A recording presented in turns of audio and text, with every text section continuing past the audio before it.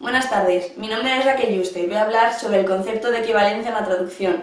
Esto lo haré a través del pensamiento de varios autores. Comenzaremos con Vinay y Darby-Net y su aproximación tradicional, después con la aproximación lingüística de Jacobson y Cadford, seguiremos con Eugene Nida y la aproximación etnolingüística, y por último hablaremos de Otto Kade y su aproximación semantista, y finalizaremos con una conclusión sobre la equivalencia en la traducción. Comenzaremos con la aproximación tradicional de Vinay y Darby-Net, cuya definición de traducción como actividad entre lenguas es pasar de una lengua A una lengua B para expresar la misma realidad. Propone la unidad de traducción, UT, que como unidad de pensamiento es el segmento más pequeño del enunciado, en el que la cohesión de los signos es tal que no deben traducirse uno por uno. Vinay y Darby-Net diferencian los tipos de UT según su rol. Las unidades funcionales, que son elementos que participan en la propia función gramatical, las unidades semánticas, que presentan una unidad de sentido, las dialécticas, que articulan un razonamiento, y por último las unidades prosódicas, cuyos elementos participan en la entonación. Fue objeto de crítica puesto que enfoca solamente la lengua de origen sin tomar en cuenta que las estructuras de la lengua meta pueden ser completamente distintas. La correspondencia entre las unidades de traducción y las palabras de un texto son unidades simples, es decir, cada unidad corresponde a una sola palabra, las unidades diluidas, que corresponden a varias palabras que forman una unidad léxica, y las unidades fraccionarias. La unidad corresponde con una parte de una palabra. También hace una clasificación según la cohesión de los elementos que se presentan en la unidad. Unidades reducidas en una sola palabra, grupos unificados. Nos encontramos con expresiones, la unidad de sentido es clara. Y la alianza entre palabras donde la cohesión es menor. Podría denominarse agrupamiento por afinidad. Las locuciones de intensidad, su núcleo puede ser un nombre, un adjetivo, un participio pasado o un verbo. Las locuciones verbales, en las que un verbo seguido de un nombre es en principio equivalente a un verbo simple. Y las locuciones adjetivales y adverbiales. Y las unidades de traducción se ordenan en un plano horizontal. El valor de las unidades de traducción está condicionado por el desarrollo de los enunciados, las marcas particulares, las variaciones de forma, la morfología, el orden, la sintaxis, y se da otro plano del mensaje, es decir, individual, que releva la palabra y no depende de la estructura. Del mensaje relevan los enfoques particulares, el tono, la elección de los niveles, el orden de los párrafos, los signos de puntuación. El traductor aproxima dos sistemas lingüísticos, uno ya está expresado y fijado y el otro es todavía potencial y adaptable. El criterio de equivalencia ya no es lingüístico sino situacional. Vinay y Darby-Net distingue entre tres tipos de plano de lenguaje, o lo que ellos llaman les trois plans de la stylique externe: el plano léxico, el plano morfosintáctico y el plano pragmático o del mensaje. Vinay y Darby-Net distinguen entre la traducción directa y la oblicua. La traducción directa, el mensaje de la lengua de origen se puede trasladar perfectamente al mensaje de la lengua de destino porque presentan categorías paralelas, es decir, el paralelismo estructural, o conceptos paralelos, el paralelismo metalingüístico. Los préstamos lingüísticos, se recurre al préstamo cuando hay una laguna, generalmente metalingüística, una novedad técnica, un concepto desconocido. Es el procedimiento más simple de la traducción, como whisky, tango, yoga, aeróbic, etc. El calco es un préstamo de un género particular, se presta a la lengua extranjera del sintagma, pero se traduce literalmente los elementos que la componen. Un calco de expresión respeta la estructura sintáctica de la lengua origen, introduciendo un modo expresivo nuevo. Un calco de estructura introduce en la lengua una construcción nueva, como puede ser en español balonmano, que viene del alemán Handball. Y por último, la traducción literal. Es una solución única, reversible y completa. Encontramos ejemplos entre las traducciones efectuadas entre las lenguas de la misma familia y sobre todo de la misma cultura, como el español yo estoy viendo la tele, que al inglés traduce como I'm watching TV. La traducción literal no es posible cuando da otro sentido, no tiene sentido, no es posible por razones estructurales, no corresponde a nada en la metalingüística de la lengua meta o corresponde a una cosa, pero no en el mismo nivel de la lengua. Si el traductor considera que la traducción literal no es posible, hay que recurrir entonces a la traducción oblicua. En la traducción oblicua, el traductor se encuentra con lagunas que tendrá que rellenar con medios equivalentes. Sin embargo, debido a esa diferencia de orden estructural o metalingüístico, algunos efectos estilísticos no se dejan trasladar fácilmente a la lengua de destino y no se puede evitar un cambio radical. La transposición consiste en reemplazar una parte del discurso por otra sin cambiar el sentido del mensaje, como del inglés "he ate it quickly", es rápido comiendo él, y luego la modulación, la variación en el mensaje mediante el cambio de punto de vista, declaración. El español "tal vez tengas razón", en francés "tu n'as pas être pas tort". En cuanto a la equivalencia, se trata de un procedimiento mediante el cual una misma realidad se transmite mediante una expresión totalmente diferente. Mediante esta técnica traducimos expresiones idiomáticas, proverbios, interjecciones o nombres de instituciones, como buscar 3 pies al gato, en francés chercher midi à 14. Y luego, por último, la adaptación, también llamada sustitución cultural o equivalente cultural, que consiste en reemplazar un elemento cultural del texto original por otro que se adapte mejor a la cultura del idioma meta, como jugar al béisbol. En Estados Unidos en español se traduciría jugar al fútbol. Ahora vamos a pasar a hablar del pensamiento de Jacobson, que tiene una aproximación lingüística. En cuanto a su teoría sobre la equivalencia en la traducción, Jacobson propone una triple división para este concepto en su principal obra, On Linguistic Aspects of Translation, que consiste en la traducción intralingüística, que consiste en la reformulación mediante el uso de signos verbales dentro de una misma lengua, la traducción interlingüística, que consiste en la traducción propiamente dicha entre 2 lenguas, y la traducción intersemiótica, que consiste en la transmutación o interpretación de los signos verbales de un texto mediante los signos de un sistema no verbal.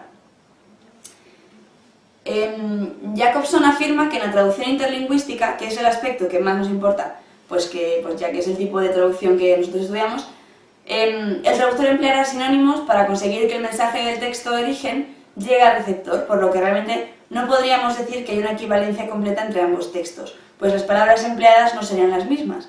Esto viene a decir que desde un punto de vista gramatical las lenguas pueden diferir unas de otras en mayor o menor medida, pero ello no implica que una traducción sea imposible, es decir, que el traductor puede encontrarse con el problema de no encontrar una posible traducción, pero no porque sea imposible, sino porque ese traductor necesita emplear su terminología con neologismos o préstamos o cambios semánticos con objeto de presentar una traducción adecuada. Jacobson respalda su teoría apoyándose en una enorme cantidad de ejemplos entre su lengua materna, el ruso, y una lengua meta que dominaba, el inglés, y pone de manifiesto que cuando uno de los 2 idiomas no poseía un equivalente exacto para algún término, el traductor debía encontrar una forma para adaptarlo y reemplazarlo en el texto al que estaba traduciendo. Podemos concluir entonces diciendo que la teoría de Jacobson tiene un enfoque puramente lingüístico en el que el traductor debe ingeniárselas para decodificar el mensaje del texto original y posteriormente trasladarlo al texto meta. Ahora vamos a pasar a hablar de John Catford, exponente de la escuela freudiana y que se basa también en la lingüística sistemática de Halliday. Trata el tema de la traducción de las variedades de lengua en su obra A Linguistic Theory of Translation, a propósito de la discusión de la traducibilidad y de la equivalencia. Los cambios en la traducción utilizan una modificación multilingüe, pero los verdaderos cambios de traducción ocurren entre el texto origen y el texto meta. En ella distingue entre la correspondencia formal y la equivalencia textual, acudiendo a la diferencia de la lengua y del habla de Saussure. Catford distingue entre la correspondencia formal y la equivalencia textual. La primera es, según Catford, una parte del lenguaje del texto meta que juega el mismo papel que el sistema del texto meta, por lo que es una comparación y descripción del sistema de lenguaje, aunque no específica. La equivalencia textual es una parte del texto meta que es equivalente a un texto original o a una parte de este. Mientras la correspondencia formal en las relaciones entre elementos de 2 lenguas tiene que ser general, la equivalencia textual se centra en las relaciones que existen entre elementos en una pareja específica de texto origen y texto meta. El lenguaje se compone de la lengua, que se hace con el sistema lingüístico, y el habla, todo lo que se dice o entiende el hablante cuando usa el lenguaje. La teoría y la práctica de la traducción de la lengua no están completamente relacionados, al igual que en el habla. Catford dice que si cada lengua posee un sistema semántico cerrado en sí mismo, frente a los demás sistemas lingüísticos, solo en casos excepcionales se podría hablar de correspondencia formal. ya que son raras las ocasiones en que el significado de un segmento de lengua origen coincida con el significado de un segmento de lengua meta. Sin embargo, aunque los segmentos de lengua origen y meta no coincidan formalmente en las dos lenguas, sí pueden ejercer la misma función comunicativa si están en contextos situacionales semejantes. Por tanto, si pueden ser equivalentes a nivel textual, los textos o los segmentos de la lengua origen o lengua meta serán equivalentes cuando sean intercambiables en una situación determinada. De esta manera, todo el conjunto de lengua meta se medirá por la cantidad de rasgos situacionales que tenga en común con el texto origen. El objetivo, por tanto, de la traducción no será la selección de equivalentes de la lengua meta con el mismo significado que los elementos de la lengua origen, sino la selección de equivalentes de la lengua meta que tengan la mayor implicación posible en el área situacional tratada. Serán equivalentes cuando sean intercambiables en una situación determinada. Desde este punto de vista lingüístico funcional, en el que en conceptos de situaciones se está reduciendo el texto, se está olvidando la interacción entre el traductor y los receptores.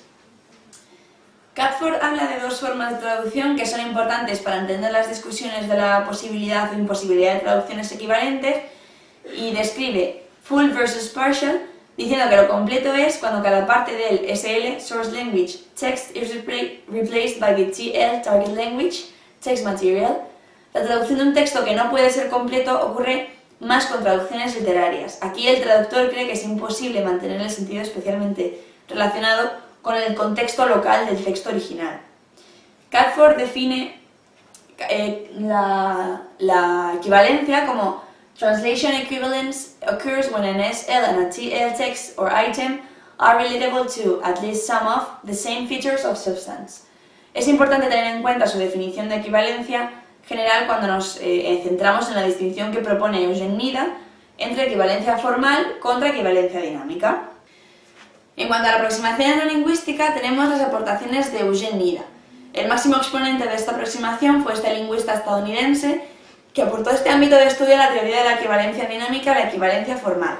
Para Nida, la distancia geográfica es un elemento que acrecienta la dificultad comunicativa entre los individuos, ya que el imaginario y la concepción del mundo de pueblos muy alejados entre sí se han desarrollado de manera diametralmente opuesta y por tanto sus culturas resultan radicalmente diferentes. Para salvar estas diferencias comunicativas, Nida propuso una teoría en la que defiende que existen dos tipos de equivalencia, la equivalencia dinámica y la equivalencia formal. La equivalencia formal es aquella en la que se traduce literalmente el significado de las palabras. Si durante el proceso traductor se lleva a cabo un trasvase meramente formal de los términos, el texto meta será semánticamente más fiel al original, pero se perderán la simbología y las connotaciones que contienen determinadas palabras en el imaginario de la cultura origen. La equivalencia dinámica, al contrario, es aquella en la que no se traduce literalmente el significado de las palabras, sino que se buscan otros conceptos de la cultura meta que contengan las mismas connotaciones que el concepto de la cultura origen. De esta manera, en la equivalencia dinámica lo que prima es mantener el impacto sobre el lector, es decir, hay que analizar qué evocan en el lector origen las palabras de un texto determinado en su lengua materna, para poder localizar otras que no tienen por qué ser semánticamente equivalentes, que evoquen lo mismo en el lector meta en su propia lengua. Mediante la utilización de la equivalencia dinámica durante el proceso traductor, por tanto, se resolvería el problema de la dificultad de comprensión de un discurso procedente de un lugar geográficamente lejano al propio. Por tanto, a la hora de realizar una traducción, conviene conocer la existencia de ambos tipos de equivalencia. Es tarea del traductor sopesar qué tipo de equivalencia resultará más efectiva, teniendo en cuenta el tipo de texto al que se enfrente. Y por último voy a hablar de Otto Kade y la aproximación semantista. Kade se incluye en la corriente específica en el tema de la traducción, dentro de la traducción alemana, siendo uno de los representantes de la llamada Escuela de Leipzig. Kade distingue 4 tipos de equivalencia en la traducción de elementos léxicos: total, facultativa, aproximativa y cero. Se ha considerado tradicionalmente que la primera de ellas, llamada también equivalencia 1-1, es propia de la traducción de términos técnicos, por lo que dicha operación consistiría en una especie de función mecánica, de mero trasvase interlingüístico, debido al carácter universal de las terminologías. La pretendida equivalencia 1-1 en la traducción de términos técnicos. La descripción más completa del concepto de relación 1-1 se debe a Otto Kade, quien la considera el fundamento de la traducción, en cuanto a la esencia de dicho proceso consiste en producirla entre el texto original y el texto meta sobre la base del criterio de la invariación semántico-funcional. La esencia de la traducción consiste en producir una relación 1-1 sobre la base de invariantes semántico-funcionales entre la magnitud de partida y la magnitud meta. En consecuencia de dicha relación, que no puede faltar en cuanto a la condición del acto translatorio, se obtiene el nivel de discurso, por lo que resulta de la interacción de todos los factores que operan en la producción textual. Según Cade, ellos corresponden a una serie de relaciones que se dan objetivamente. La relación entre signos in prasentia, unidades lingüísticas actualizadas, y signos in absentia, unidades del sistema. Las relaciones de las unidades actualizadas entre sí, el papel del contexto. La relación entre signo y lo designado, que es la imagen en la conciencia del que emplea los signos. La relación entre signo y referente, el objeto de la realidad. Y la relación entre signo y el que lo emplea, que constituye el nivel pragmático en el que se realizan todos los factores operantes. La producción a nivel de parol de una relación 1 a 1, ocasional entre unidades de las lenguas original, LO, y meta, LM, es básicamente posible porque en el nivel de Lange existen relaciones potenciales 1 a 1 entre una forma N de una lengua original y las formas A, B, C hasta X de la lengua meta. Ahora paso a hablar de los tipos de equivalencia de Otto-Cade. En cuanto a las bases de las relaciones existentes entre texto y sistema originales y texto y sistema metas, ya se ha mencionado que Otto-Cade distingue 4 tipos de equivalencia. La equivalencia total, en la que se da correspondencia 1 a 1, tanto a nivel de expresión como del contenido. Ejemplos de esta relación, según el autor, son los nombres propios, algunos títulos, nombres geográficos, numerales y términos técnicos, especialmente los surgidos de estandarización internacional. Cabe apuntar al respecto que cuando se dan tales condiciones, se aplica ocasionalmente en la práctica un mecanismo de transferencia totalmente automático, sin que sea necesario que el traductor problematice la transferencia. En cuanto a la equivalencia facultativa, en la que frente a una forma monosémica de la lengua original existen varios equivalentes potenciales en la lengua meta, una correspondencia 1, muchos a nivel de la expresión, y 1 a 1 a nivel de contenido. Cada una de ellas corresponde a la original independientemente de las relaciones existentes entre las formas correspondientes. La necesaria relación 1 a 1 de la traducción se alcanza solo en la actualización de alguna de las formas equivalentes, cuya selección se hace atendiendo al contexto y a la referencia extralingüística. Así, por ejemplo, del español ácido acético tiene como equivalentes potenciales en alemán estas dos palabras, de modo que a nivel del sistema léxico existe solo una relación 1 a 1 facultativa entre el término en español y los dos alemanes. Una efectiva relación 1 a 1 solo es posible a nivel del habla en dependencia del contexto. En cuanto a la equivalencia aproximativa, a nivel de la lengua se da entre formas monosémicas de las lenguas original y meta, cuyo valor semántico no coincide, ya que la amplitud semántica de la forma original es mayor o menor que la forma meta. La relación 1 a 1 a nivel de habla se logra mediante el contexto o la inclusión de elementos explicativos en la traducción. Como ejemplo clásico de correspondencia 1, parte se da en los adjetivos de color, que como es sabido cubren diversas secciones del espectro solar en lenguas diferentes. Y por último la equivalencia 0, donde el sistema meta carece de una forma correspondiente para la monosémica del sistema original, por lo que se da una relación 1-0 en este nivel. Para lograr la relación 1 a 1 en el habla, hay que producir la equivalencia referencial mediante transposiciones, modulaciones, paráfrasis o explicaciones de cualquier tipo. Y ya finalizando con Cade, vamos a hablar de la difusión de las ideas de este lingüista. Pese a que la Guerra Fría frenó en gran medida la difusión de las ideas de la Escuela de Leipzig en Occidente, la clasificación de estos tipos de equivalencia de Otto-Cade ha tenido amplia resonancia. Entre ellos, Kohler la reproduce con ejemplos propios, aunque sin mencionar a Cade en este contexto. También Arndt, Smith e incluso Koseriu discuten el concepto de equivalencia 1 a 1 como supuesta característica de la traducción en términos técnicos. Y pues para finalizar con este trabajo, como conclusión, sin duda hay que tener en cuenta que la definición de traducción y su equivalencia son dos términos muy subjetivos y cada lingüista y experto de la materia de la traducción tratará de tener su impresión propia sobre estos. Esto lleva a entender que parece que todavía queda un largo recorrido hasta que se consiga un término consensuado. Hasta entonces se seguirá estudiando el punto de vista y las diferentes traducciones de cada uno de los autores que lo han investigado.